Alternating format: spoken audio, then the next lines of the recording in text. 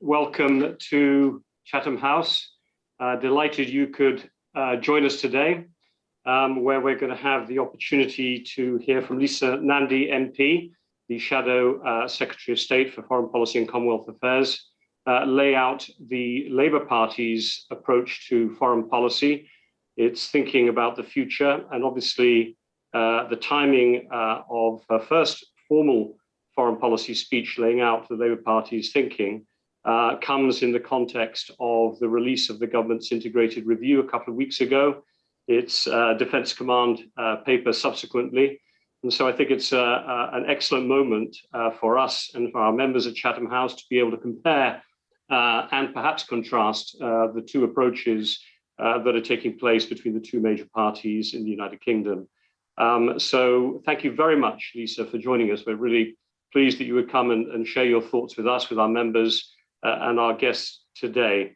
Let me just remind everyone, perhaps self-evidently, that this meeting is on the record and you are welcome to tweet away or other social media ways of sharing your reactions and thoughts.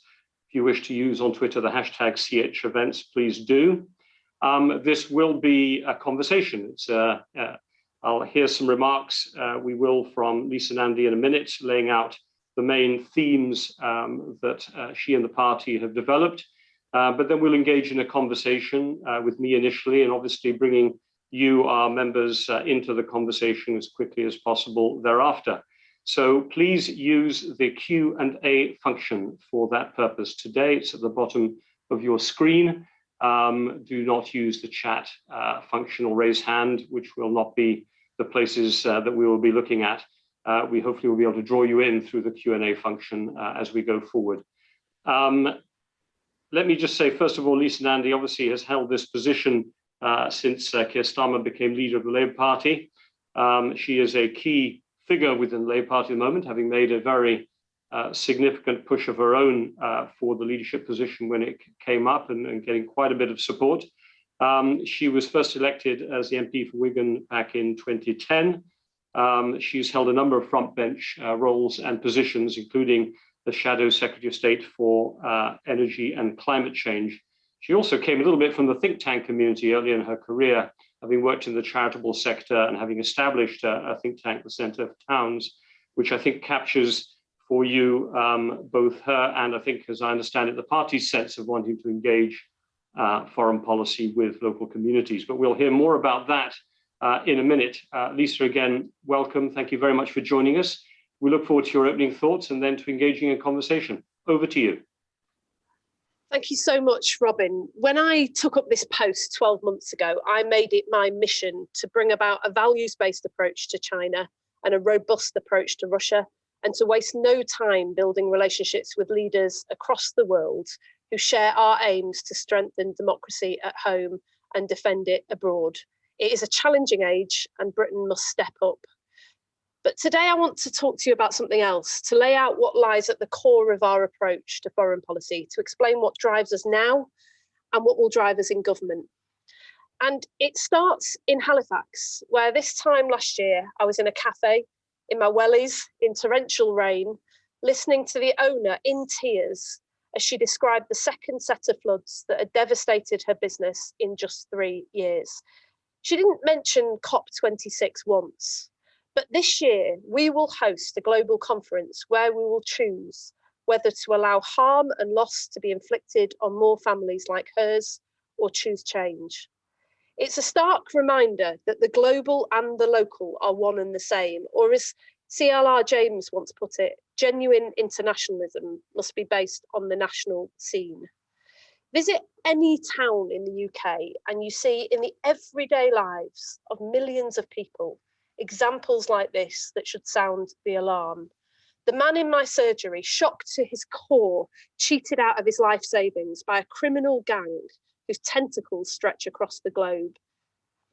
The football fans who fought for a year to save their loved local club after it was thrown away for a gambling debt by financiers on the other side of the world, and the steel workers who stand to lose their jobs because the get-rich-quick activities of a financial whiz kid with unparalleled access to government has created a bubble that eventually burst on the other side of the world.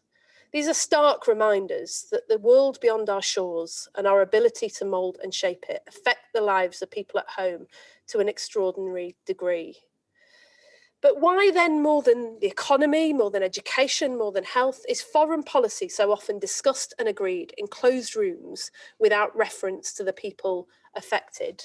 The debates are separate, the worlds are disconnected. When was the last time our great foreign policy institutions debated these issues in towns across Britain?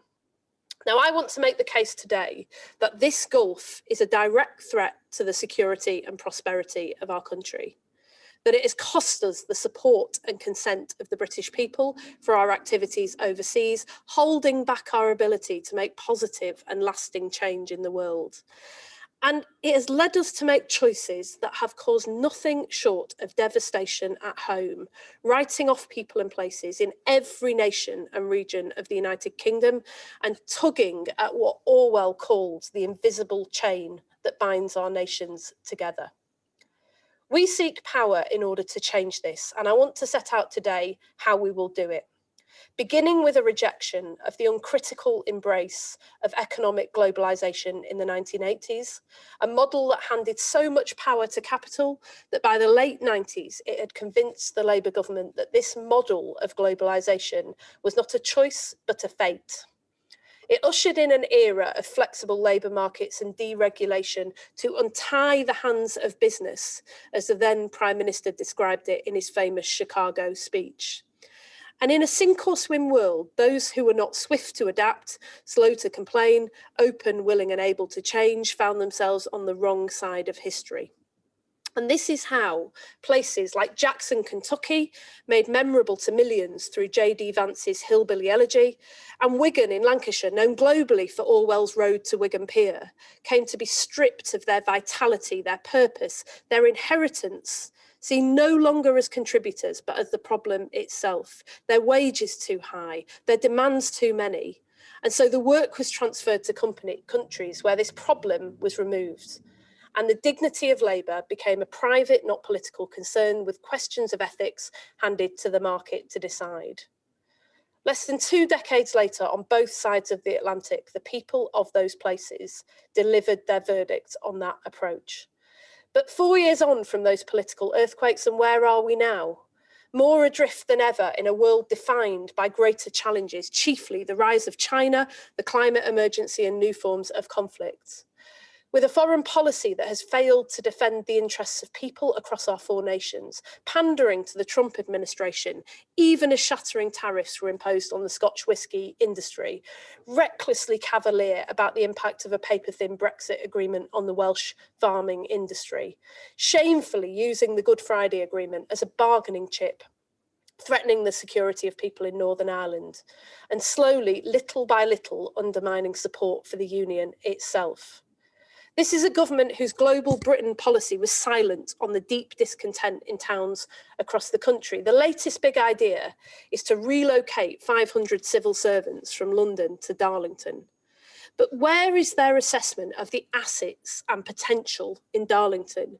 This is a town that gave the world the first passenger steam railway, an engineering company that built bridges across the world from Sydney to the Humber, and lays claim to the creation of our country's first national newspaper. It once stood at the centre of the world. Where is their future plan that matches that proud history? Instead of healing these wounds, the government has sought to weaponise them, based on an imagined idea of working class communities that is utterly at odds with the views and aspirations of those who live in them. So instead of good jobs and fair trade, we get wave machines to deter asylum seekers, pork barrel grant schemes handed out to high streets by politicians who never leave Whitehall, and ministers who wrap themselves in flags and berate the BBC for failing to sufficiently do the same. It shows a contempt for people that reminds me of the time Grant Shapps once famously promised beer and bingo, helping hardworking people do more of the things they enjoy. And in the end, I think this is the fatal flaw in the government's approach. At heart, I think that they believe that foreign policy has absolutely nothing to do with people in Darlington or Saltcoats. But our relationship with China is more central to the factory operative earning £8.72 an hour in Stockton than any high street grant handed out from Whitehall.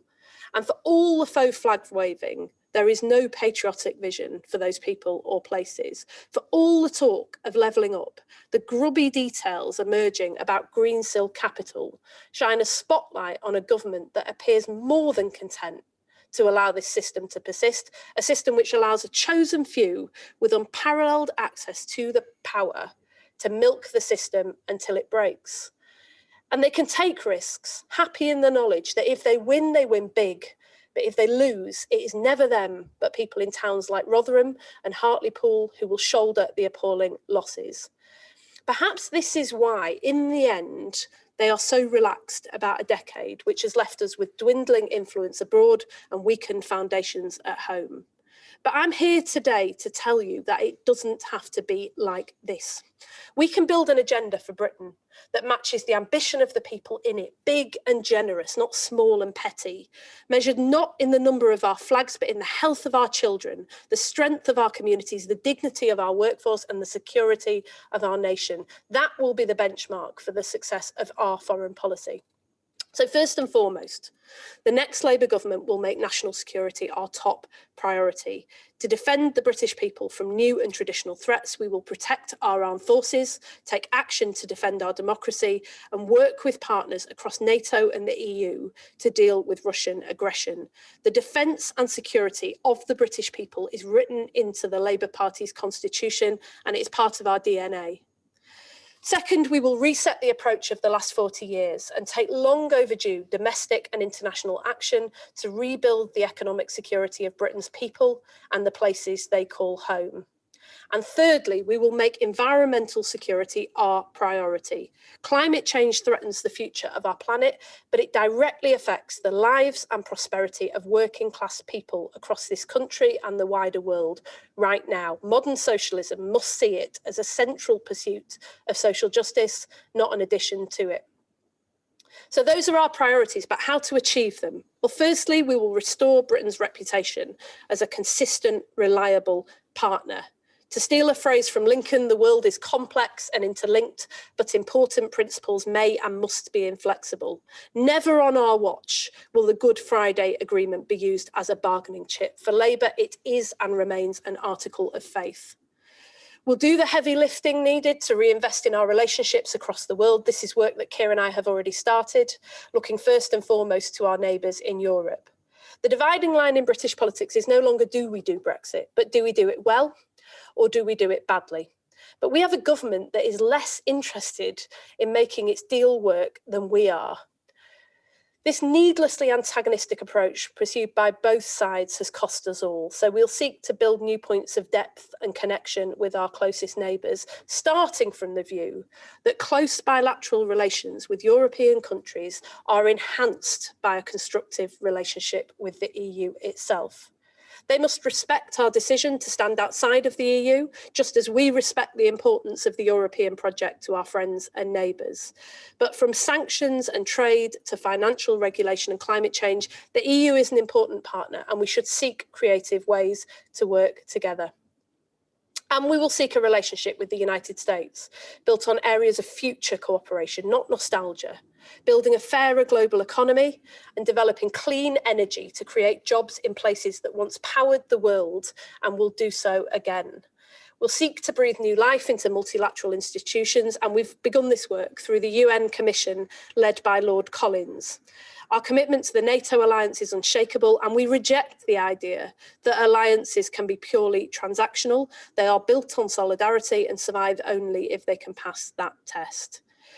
And we will pursue a new economic statecraft to help bridge the divide between the global and the local.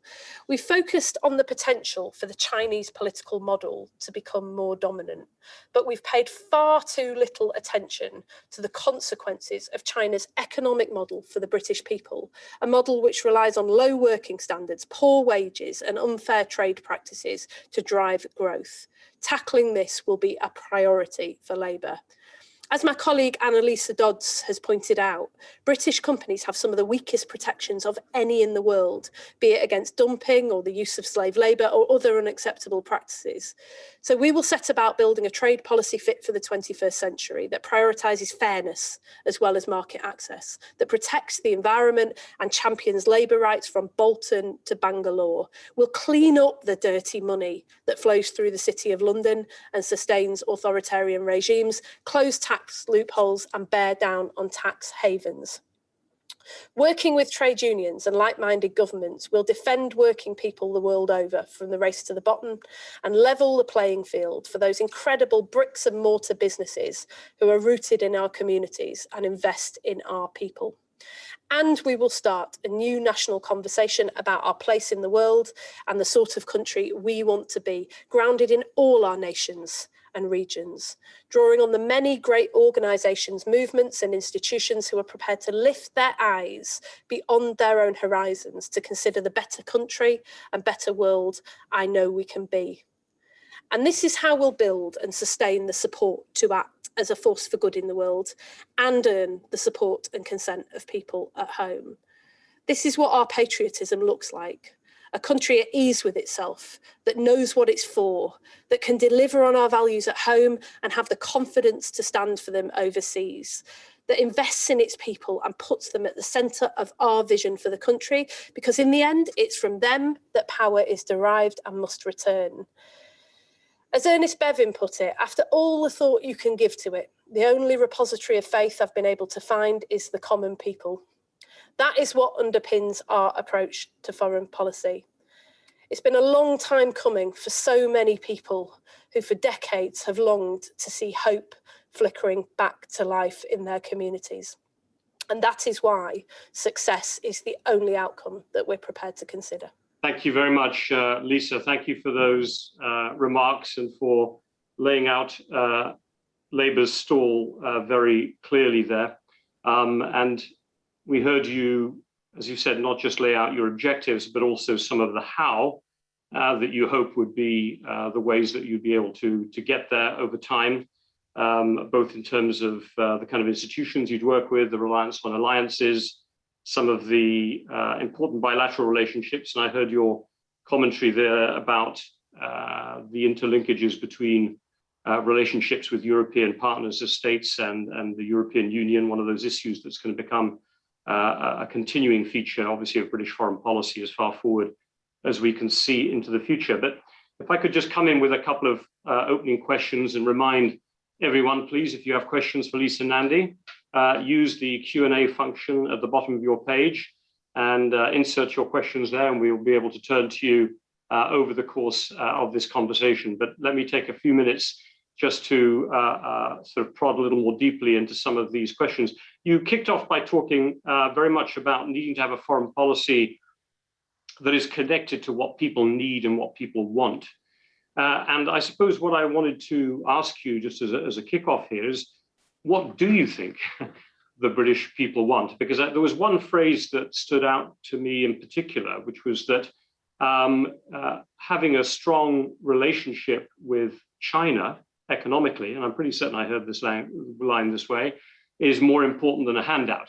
In other words, that there is an important economic relationship that needs to be developed there, and what people around Britain don't need are handouts. They need, I presume, therefore, an economic policy that takes their interests at heart. And I'm just, that was a statement about what you believe the British people want. What do you assess at the moment are the British people's priorities that you're trying to meet with this layout of this foreign policy? Obviously, I don't know if you've had a chance yet to do the surveys or the focus groups or the checking. How would you go about this and making sure the two things are properly aligned? Well, I guess the first answer to the question is to ask them. It's no use me telling you, Robin, what people want without having gone out and done the heavy lifting and the hard work to really understand not just what people are talking about, not just how people are responding to survey questions, but what people really feel is missing in their lives and communities. You mentioned in the introduction that I set up a think tank called Centre for Towns. The reason that I did that was in response to the EU referendum, when the decision to vote leave by towns across the country was greeted in Whitehall and Westminster as some kind of rejection of internationalism, some kind of pulling up the drawbridge sort of approach. Worse, it was characterised as racism, without anybody who wrote those articles really bothering to come and find out what was happening in towns like Wigan, which I call home. It occurred to me when the EU referendum was called that the first time I'd had a discussion about our membership of the European Union with my constituents was the week after Cameron called the referendum. And it was an eye-opener for me to find that many people who I'd fought every battle with in Wigan, who count themselves as lifelong socialists and trade unionists, had come to a very different conclusion about whether our membership of the European Union was part of the solution or part of the problem than I had and then that the Labour Party had. So I think that ongoing conversation is incredibly important. But I would just give you a few pointers, and it really stems from the examples that I gave in my speech. Over the last 40 years, we've had this economic consensus that has allowed jobs to be outsourced, wages to be depressed. We've seen investment where it has happened, and it did happen under the last Labour government, from the European Union and from the government, has gone into cities in the hope that the benefits would trickle out to surrounding towns. It's those domestic choices compounding the problems that that global system had created. And as a consequence, you go to many towns around the country, university towns perhaps the exception to this, and you will find areas that once stood at the centre of the world, like Darlington, like Barnsley, suddenly find themselves reliant on call centre work, delivery drivers, work that is insecure, that has cost communities their stability, their security, the mental health impact writ large, young people forced to leave in order to seek better opportunities, and credit to the last Labour government for opening up those opportunities to go to university. But when they look back, what is there to return to? And as a consequence, those communities stripped of their spending power, the high streets falling apart, the bus services cancelled because they lack the passenger numbers to sustain them. All of those things you can connect back to a set of domestic and global choices that have robbed those communities of their purpose, of their assets, and of their future. Now, despite that, many of those communities are doing well. They're pulling together, they're investing in themselves and each other. But think what they could do with a government that was prepared to take a much bigger, much more ambitious approach, working with other governments around the world who are like-minded in order to raise standards and restore that sense of pride and purpose to those communities. That's what I saw over in the United States when I visited, just as Donald Trump was about to win the presidential election. It's exactly what I see back home in Lancashire. I mean, you mentioned Joe Biden and the Biden administration. What's been notable about them at this point is that they are going to take quite a tough line on trade issues. There is some talk of them retaliating against the government's decision to impose a digital tax, and yet the imposition of a digital tax is precisely something that could be argued will provide additional money for the exchequer to be able to cover public services, etc. Are you concerned, or how would you deal with the fact that actually a foreign policy that focuses more on local people's needs and tackles globalization the way you described it in your remarks, you wanted to kind of do away with that free-for-all globalization, is there not a risk that that's going to then actually make relationships with certain partners, in particular the United States and potentially China, that much more difficult? How are you going to square that circle? Well, as Keir and I have been reaching out to partners around the world, one of the things that I've really felt is that people want to work with the United Kingdom. There's been this sort of curious lack of ambition, a sort of declinist approach that's characterised both left and right in recent years in the way that we've talked about Britain. On the left, we've often lamented the fact that outside of the EU, perhaps Britain is a country that can't continue to go out and make change in the world. Whilst on the right, I often detect in the House of Commons a sort of sense that if we don't shelter under the auspices of the United States, regardless of the consequences, that somehow Britain will be cast adrift. And actually, the view from our international partners is very, very different. They're interested in Britain. They want to partner with Britain, but they want to know what we're about, what we're for, and what our future agenda is. I think working with those partners, we could have a real impact in driving and shaping the direction of travel in the world. And tax is a really good example of this, where if we get this right, what we'll see is more of that tax being poured into our public services, into our infrastructure, into the skills of our young people. You know, it's no use saying we're going to move 500 jobs from London to Darlington unless you're equipping young people with those skills in order to get those jobs. And so I think there's a great agenda around tax that we could pursue, but we have to do it collaboratively with our partners. And that's one of the reasons why I said that, you know, we'll invest in those relationships. It's a curious approach from this government that at times feels very much like the approach that the Trump administration took, a very transactional approach to international relationships, particularly when they see everything through the lens of trade. But actually, the leverage that you get comes through sustained investment in those relationships, in doing the hard yards, in making compromises and seeking solutions together. That's how people know that you're serious, and that's when they're prepared to expend political capital to help you as well. But I don't accept the idea that the UK is headed for a collision course with the United States, because I think fundamentally, in the end, the agenda that the Biden administration is determined to pursue stems from very similar factors that the agenda that we're developing here. And there's a synergy there that, you know, there are only moments in history when those things come together, and potentially in 2024, this is one of them. I can see a lot of questions coming in, so I'm going to do a couple myself. We may be able to unmute some people as we go along, but let me just grab a couple of them. Do please put the questions into the Q&A line if you can, and not the chat, because we're going to keep an eye on the Q&A. But it comes back to this question I was trying to raise with you a minute ago, Lisa, about China. David Sayer asks, would a Labour government welcome inward investment from China, for example, in renewables and other areas that are regarded as acceptable under national security and investment law? You know, are you interested in encouraging greater trade and a greater reliance on China, the largest soon-to-be consumer market in the world?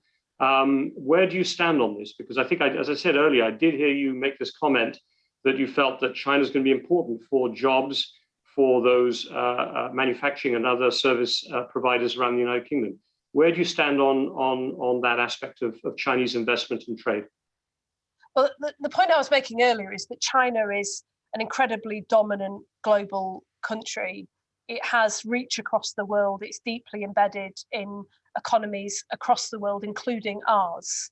And we've been having this furious row in the House of Commons recently that has been characterised as most of the House of Commons, ourselves included, and many Tory backbenchers too, wanting to stop trade with China versus a government that wants to continue to trade with China. That's not what that argument is about. The argument is about whether we give preferential trade terms to countries that are deemed to have committed genocide. That is the amendment that we've been pursuing, and the amendment that the government has been twisting arms in order to reject. I mean, look, I think we need to take a far more consistent, far more strategic approach to China. We can't continue with a situation as we saw a couple of weeks ago, where the government was announcing sanctions on officials in Xinjiang in the morning, and by evening was twisting parliamentary colleagues' arms to vote in favour of retaining the right to do preferential trade deals with countries that commit genocide. China has to know where we stand, and we have to be clear about those values. I think we need a twin pillar approach to China. On the one hand, we need to seek constructive engagement on areas of mutual concern. There is no global problem that can be solved without China. So from COVID to climate change, we have to have a level of engagement with the Chinese government. But that can never come at the expense of our values. And that's why we need far greater strategic independence. So to answer, I think, David's question, in relation to investment, we shouldn't be seeking to do preferential trade deals with countries, particularly in China, in Xinjiang, where they are committing crimes against humanity that share features of genocide and are refusing access to the UN to go and investigate. We recognise that trade with China will continue, but that has to be consistent with national security. We can't, on the one hand, ban 5G from our Huawei from our 5G networks, and at the same time be entertaining the prospect of Chinese-backed companies taking over large sections of our nuclear power industry. It has to be consistent with national security. We have to be clear-eyed about this, and we can't continue to roll out the red carpet to Beijing as we have done for a decade, whilst turning a blind eye to human rights abuses. It just simply does not serve our interests. Understood. And I think, therefore, what I'm taking for you is this comment about being clear about where the UK does or does not offer the prospect of preferential trade agreements, as opposed to trade, let's call it, under standard terms and so on. Again, I'm just going to keep picking out a couple of questions that align with the ones I wanted to ask you in any case, so that we'll have a chance to get through as many as possible as they keep coming in. Lorenzo Cladi asked the question, what does it mean for the Labour Party, for the UK to be a force for good in the world? It is a term that this government has put squarely into its view of British foreign policy. I was struck that I think I missed reference, I was scribbling notes down, to the word democracy in your remarks at the beginning. And obviously the Biden administration has made defending democracy certainly one of its top priorities. And I'm wondering, how would you interpret this concept of being a force for good? Is that a term that the Labour Party does use? And is democracy and protecting it somewhere part of that mix? Okay, so I'll try and do those quickly both together. So on the force for good in the world, I think there's been a view that has been pushed by the current Prime Minister and sections of the Conservative Party about this kind of small island nation that goes out punching above its weight in the world, without ever really stopping to ask why on earth it is that we're punching at all. We believe that for us to win, others do not have to lose, that we can go out and fight for good in the world with our allies, with other democratic countries. The sort of country that goes out and flies the pride flag above our embassies in countries where just loving who you love is punishable by death, the sort of country that goes out and campaigns against the death penalty across the world, the sort of country that is clear about our values, consistent about those values, and lives up to those values at home. And that's been one of the biggest problems for the UK in recent years. We lecture China about the law of the sea, but then we break it ourselves. We ignore international rulings in relation to the Chagos Islands. We threaten to tear up the withdrawal agreement unilaterally. And these things are heard and felt by other countries, by our allies and our partners, but also by authoritarian regimes around the world. So we need to be clear and consistent, both at home and overseas, and go out and stand up for and champion those values. And that includes democracy. We believe in democracy, but it also serves our interests. We believe in the people of other countries have the same democratic rights as we do. So we supported the government over the action that they took in relation to Belarus recently, not to force the people of Belarus to make a particular choice, but to give them the choice in free and fair elections that are respected, so that their voice is heard. We think that's how little by little the world becomes safer and more secure, and that benefits us all. There's been a lot of talk about the democratic pursuing democracy and extending democracy across the world. But the truth is that freedom has been in retreat for 14 straight years. And under the cover of COVID, we've seen more of that. And we'll stand up for those values. We'll stand up for people when they're trying to defend their own right to determine their own destiny. And we'll seek partnerships with other democratic countries, respecting the fact that they are democratic countries, but also where we see democracy and human rights infringed. These are universal rights and values, and we won't be afraid to say so.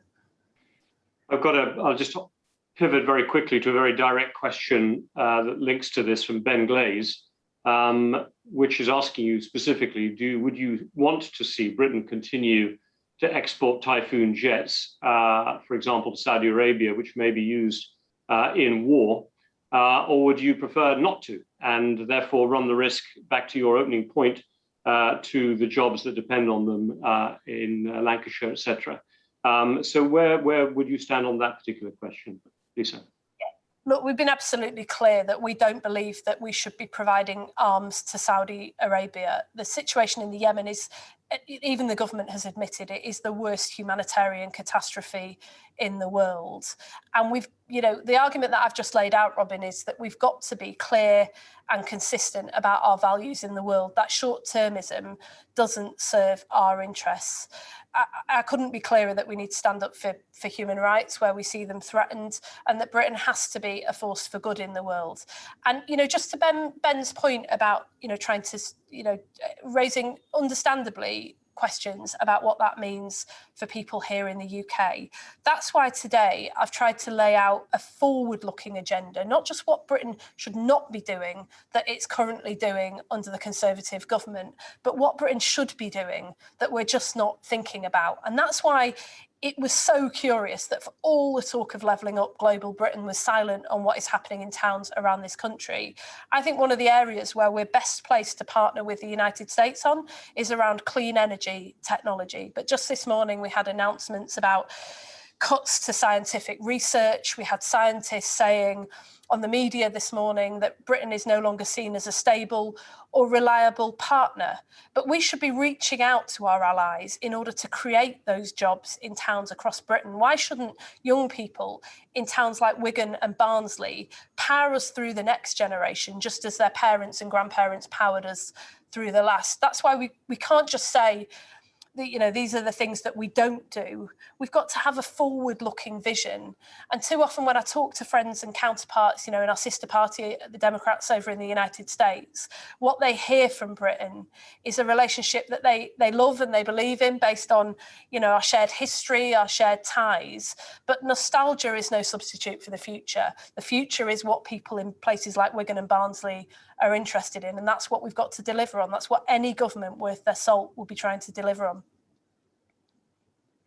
Thanks very much. Look, we've got lots of questions in here, and I want to try and get a few other voices than mine asking them, even though I've been bringing in a few. And I'm going to turn, I think we can unmute. I want to turn to Simona Lescova, who I'll allow to introduce herself in a minute. But let's see, Emily, are we able to unmute Simona Lescova, and she could ask her question? So, Simona, you should be unmuted. Please go ahead and ask your question.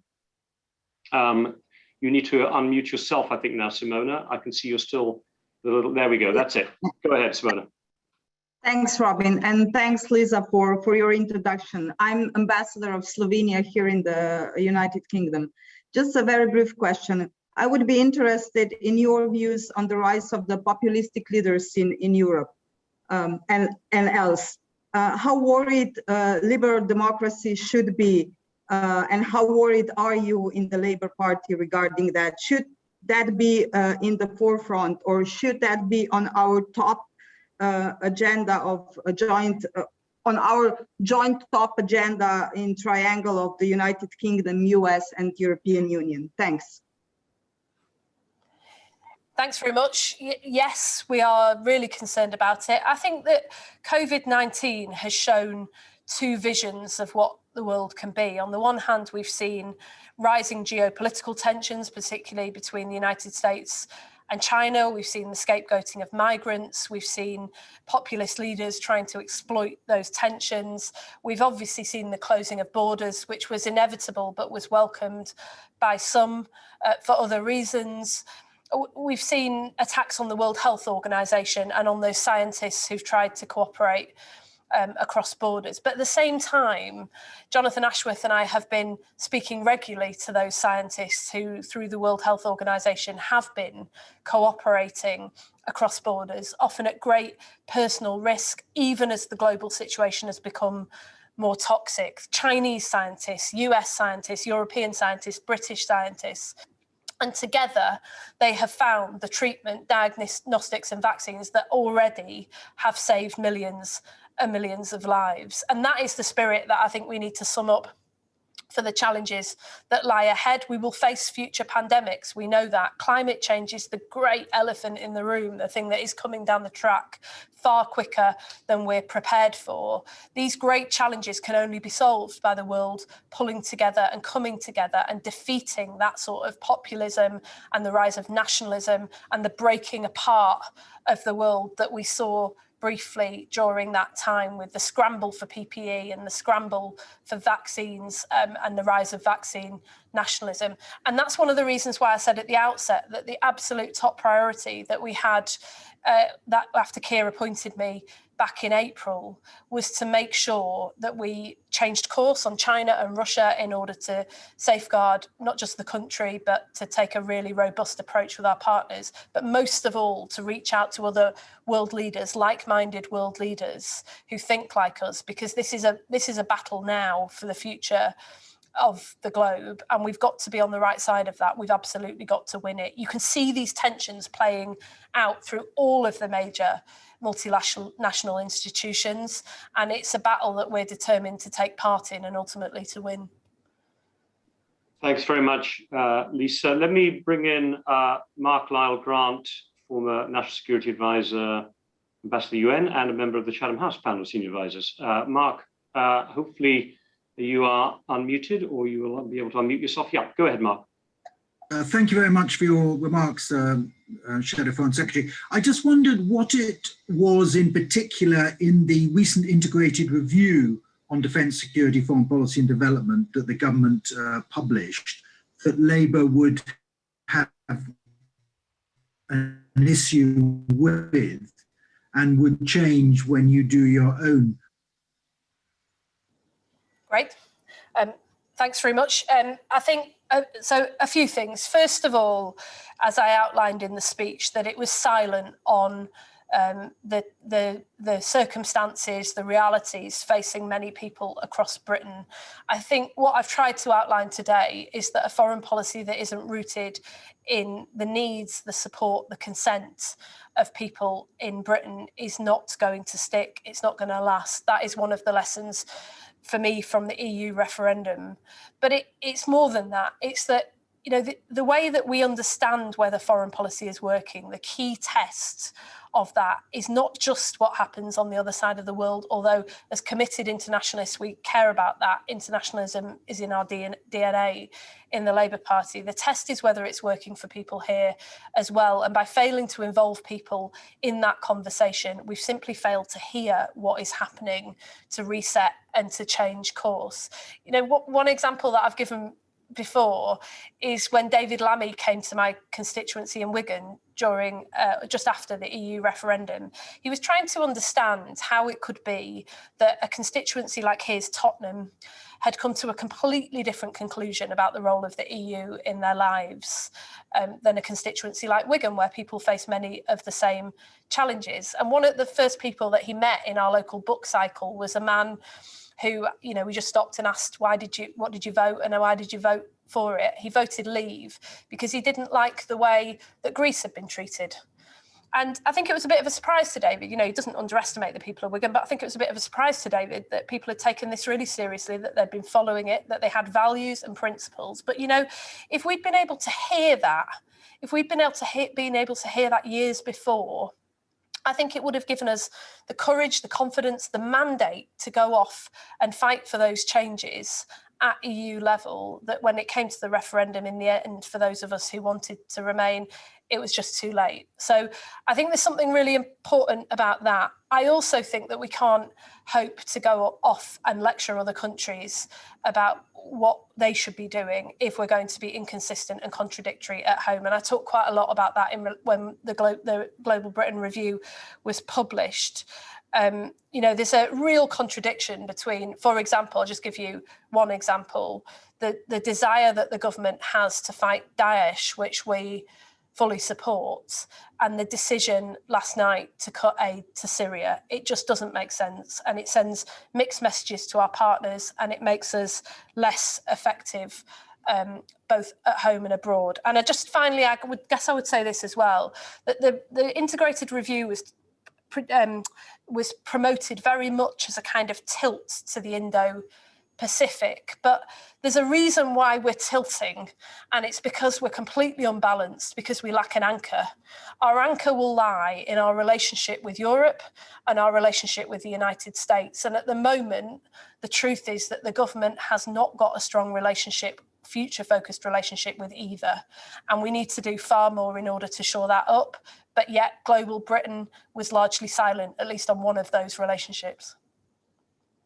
I'm actually going to come in a minute to a question I've got here, Lisa, which will address your particular point about lacking that anchor, whether the UK is lacking an anchor or not for its tilt. But before I do so, something you said there just triggered another question I wanted to bring in. I'm going to ask it myself just for the interest of speed, because it's a nice punchy short question from Edward Clay, which I think, if I get it right, Edward, I'm trying to find it back up here. But in any case, if I can't find it, I know because I've got it out. Here we are. Do you want to be Secretary of State for the FCDO or just the FCO? I won't editorialize. I'll throw it back to you. How would you handle that very important question? You just linked those two things together in your answer to the last point. So I think it's an interesting question. How would you think about it? I mean, it's a brilliantly framed question. But at the end of the day, the structures matter less to me than what you do about it.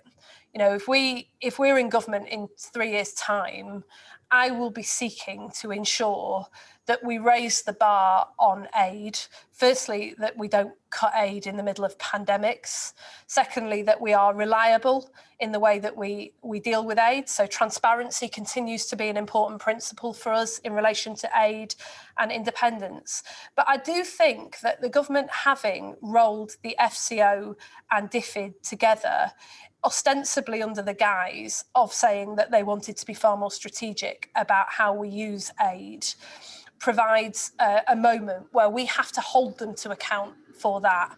I think we should be more strategic about the way in which we use aid. One example that the government has begun to float over the weekend in response to Joe Biden's suggestion is about providing alternatives to countries for the Belt and Road. We have been really concerned about the way in which democracy is being undermined, particularly in developing countries who lack alternatives to Chinese lending, Chinese finance and Chinese aid. We could do far more as a country in order to shore up those countries' democracies so that they retain the right to make their own decisions. And when I said that we wanted to breathe new life into multilateral organisations, this is the sort of thing that we're thinking about, that Lord Collins is looking at for us at the moment under the auspices of the UN review. So I've sort of ducked the question a bit there, Robin, but for me, what you are in politics is far less important than what you're able to achieve. Whatever the mechanism is for doing that, that's what we hope to achieve in government. Right, let me flip over to the EU. Richard Bridge, I think, phrased the question in an interesting way. Richard, hopefully we can unmute you and get you to come and ask the question. Yeah, I see you there. Unmute yourself, I think now, Richard, if you can. Yeah, over to you. Good. Thank you very much, Robin, and thank you very much, Lisa, for being here. And I've greatly appreciate what you've said in the past about northern towns in Lancashire, because I come from one of them. The question is about the EU. You said that you will want to seek a creative way to have a relationship with the EU. But of course, we have just walked away from a very creative way of having a relationship with the EU. And that move has caused some disruption, and it will cause job losses, no doubt, in northern towns, but not only, lots of sectors, whether it's in Cornwall or in north of Scotland, to no advantage. And I wondered, therefore, whether Labour would want to take a lead and attempt a radical way of renewing the Europe link. By a radical way, I mean rejoin, but there might be some other way of putting it. Thank you. Well, Richard, notwithstanding that you come from a northern town, and people in northern towns are known for their directness, so I'll just be completely direct. We're not seeking to rejoin the EU. That question has been settled. I think I've been quite consistent on the fact that I don't think that revisiting referendums, whether in Scotland or across the UK, are a helpful thing. I think this is a moment where the country has to pull together and look to the future. And I think that we have spent too much time over the last few years fighting lost battles, old battles, and not looking at the challenges that are in front of us. There are huge challenges that now lie ahead of us, not least that we've had a paper-thin Brexit deal that, as I said in the speech, the government doesn't seem remotely interested in making work, and we've got to find a way of making that work. You know, I mentioned the Welsh farming industry, but there are so many industries that I could mention around the country that are struggling at the moment with the impact of that deal. We've got to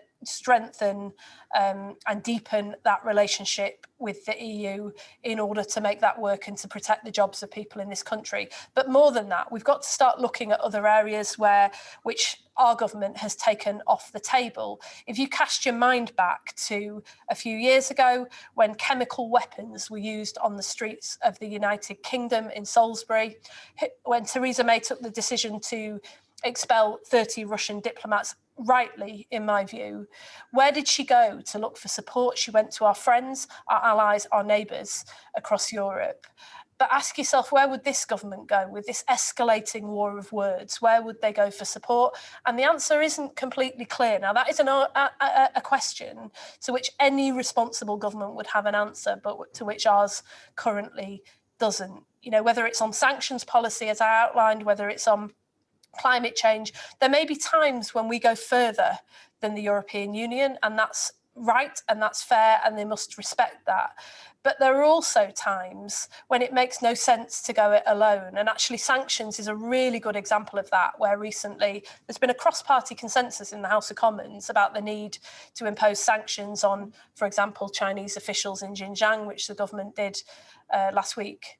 This is really important that we move in step with our partners and our allies, and it's where you can see the benefit of us working closely with European partners in order to do that. So we want to reopen that conversation about foreign policy and security policy and how we can better cooperate with the European Union. At the moment, we just simply aren't in the room. John Kerry came over the other day. He met with European leaders to discuss the agenda for COP26. This is a conference that we are co-hosting in the autumn, and we weren't even in the room. That just cannot persist. Just to piggyback very quickly, we've got a lot more questions and about 8 minutes left, so I'm going to just let you manage your time, Lisa, but some important ones I'd like to try and get in. But would you be looking then to, given your direct answer to Richard's direct first bit of his, or last bit of his question about not rejoining, not even trying to rejoin the EU, what do you think Labour government would be doing in terms of the terms of the relationship? Part of the problem we have with the Northern Ireland question at the moment is the extent to which there is a divergence or a perceived risk of divergence of regulations between the two sides. We're outside the single market. You know, a country like Norway is not a member of the EU, but is inside the single market. Let me just put it simply in that way. And I know there were members of the Labour Party who were advocating that solution, and there were some of the Conservative Party advocating that 4 or 5 years ago. So would you be looking to try to redo the deal, even if you're not looking to rejoin the EU? I suppose that would be my core question. I think no is the straight answer to that. We don't want to just start from scratch and reopen that conversation. I think the country is absolutely desperate to move on from Brexit. But there is a genuine question to be had about the sort of relationship that we want to have. So we need to make sure that we get rid of needless trade barriers, particularly, you know, as Richard said earlier, because there are jobs that are at stake right now that are needlessly being impacted. We need to get rid of this needlessly antagonistic war of words on both sides of the channel. I've been very critical about the role of the European Commission in the vaccine and the threats that have been made, but I'm equally critical of this government and the way in which at times they've sought to inflame and escalate those tensions, and the way in which they failed to understand that the relationship with the EU, if we get it right, strengthens and deepens our bilateral relations rather than seeing them as an alternative to one another, which I think the current Foreign Secretary does. You know, one of the relations we're very, very keen to repair is our relationship with Ireland. I think that has been needlessly strained in recent years, and we would do far better if we were to have much stronger, deeper, closer relationships with Ireland. So Louise Haig and I have made that a priority, is to reach out. I said recently that if I was Prime Minister for a day at the tea shop would be the first person I would invite to Downing Street, socially distanced, obviously. But there's a really important principle there before we get into any conversation about the formal mechanisms through which we cooperate. And just to return, Robin, to where we started with this, we've got to involve the people of this country in that conversation. I think people do support high standards. They want to see their wages protected. They want to see the environment protected. If you look at that extraordinary coalition that has come together around protecting food standards and farming standards, for example, across British politics recently, I think people do want this, but we've got to make sure that we involve people in that conversation, because in the end, change that is driven by and has the consent of the people is the only change that lasts. Let me actually piggyback off that and ask Saleh Kamil Saleh if we can unmute him and get Saleh to come in, because there's a question which I think is quite well linked to what you just said there. Saleh, you're unmuted. Go ahead and ask your question. Yes, thank you. So my question is on the contradiction between this approach to get a populist input into foreign policy and the current situation in the UK with Scotland, where Scotland's vote in favour of or against Brexit is one of the reasons why it would like to revisit the referendum. So how do you see that issue going forward? Thank you. Yes, how do you listen, but listen to what you want to hear, I suppose, is the one way of phrasing that question. Well, I mean, I guess the answer is that you can't. But if I've learned anything in recent years, it's that progress is not inevitable. And if you want to create change, you have to seek permission to do it, and you have to go out and win the argument.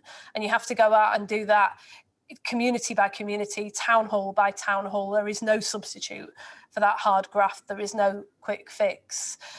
In relation to Scotland, I think the evidence is mixed at the moment about whether people in Scotland want to reopen the question of independence. I'm not denying for a moment that there are a lot of people who do, but there are a lot of people who don't as well. And I think particularly with COVID and being in the middle of a pandemic, with people worried about their jobs, their livelihoods, their kids' futures, now is not the moment to start another divisive argument about a second referendum.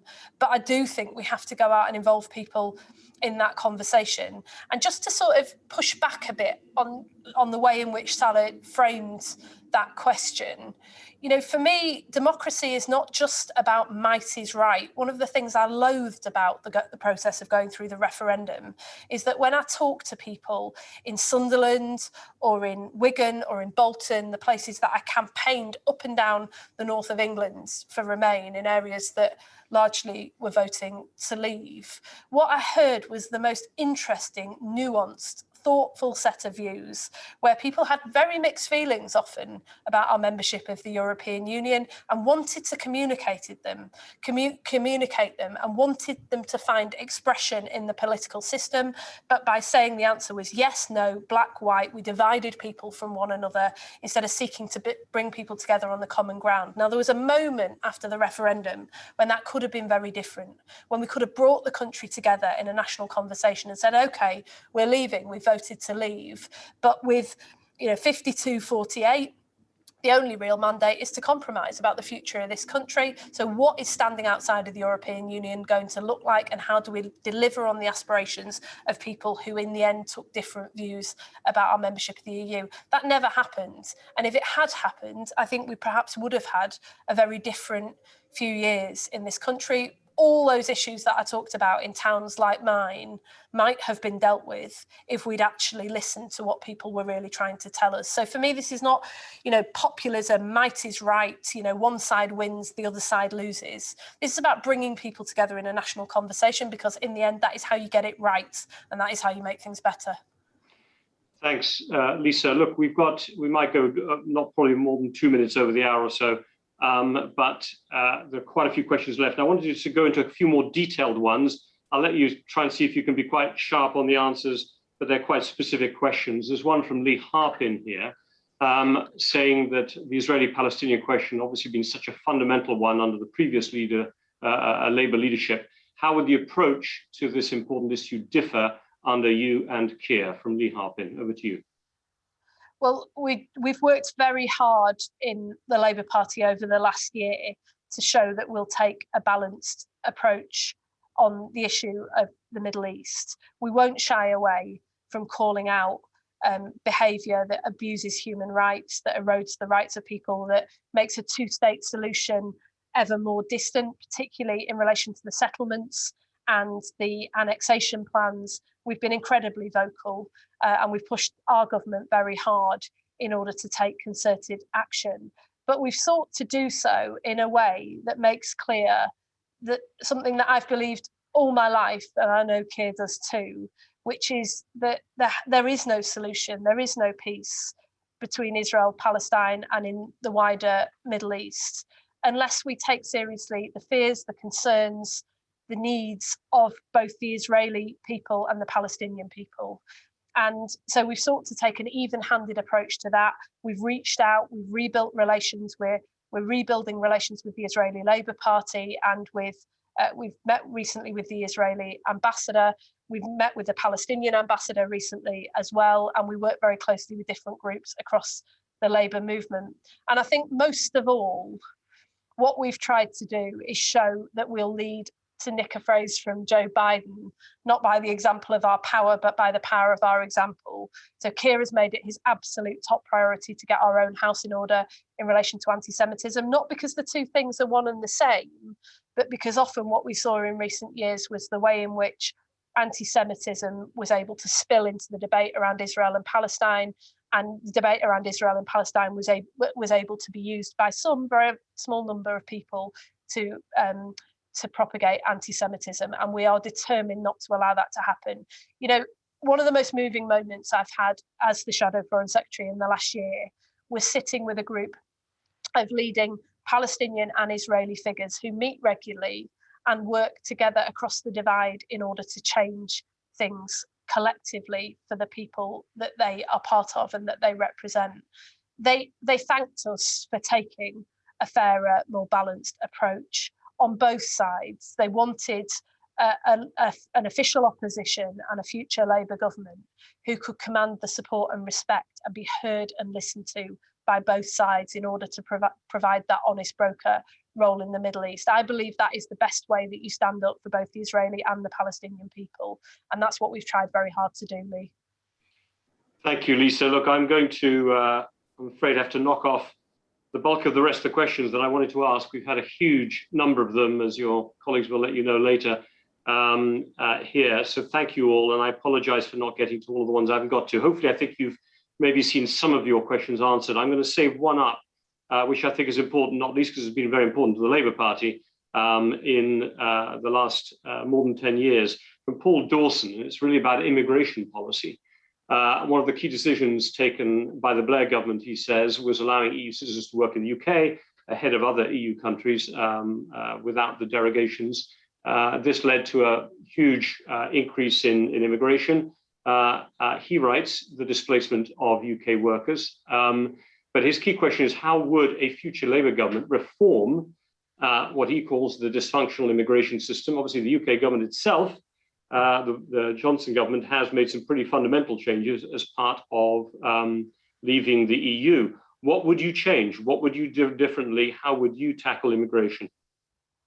Well, I guess the first thing is that, you know, I alluded to it in the speech about the way, you know, the Priti Patel scheme recently to use wave machines to deter asylum seekers. I think we've got to calm down the rhetoric. We've got to stop trying to pit groups against one another. We believe and have always believed that immigration can and has tremendously enriched this country, and it's in our interests, not just that we're able to have cultural exchanges, that people are able to come and contribute to this country, but that young people from across this country are able to do the same and get those opportunities across the world. So we want to see that approach taken.